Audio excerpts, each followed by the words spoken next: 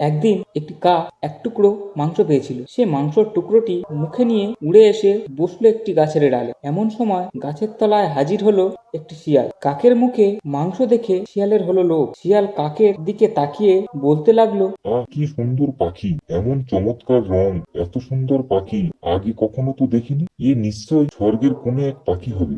আজ এই পাখিটিকে দেখে আমার জীবন ধন্য হলো। গাছের ডালে বসে থাকা কাকটি শিয়ালের কথা শুনে কিছুই বুঝতে পারছিল না। শিয়ালটি আবার বলতে লাগলো, এমন সুন্দর পাখি একবারও তো কথা বললো না। বিধাতা কি এমন সুন্দর পাখিটিকে বোকা বানালো? কি দুর্ভাগ্য পাখিটি। গাছের ডালে বসে থাকা কাকটি শিয়ালের মুখে তার প্রশংসা শুনে তার খুব আনন্দ হলো, কিন্তু শিয়াল তাকে বোবা ভাবছিল এ কথাটা তার ভালো লাগলো না। তাই সে ভাবলো, এবার শিয়ালটির সাথে কথা বলে তাকে অবাক করে দেব।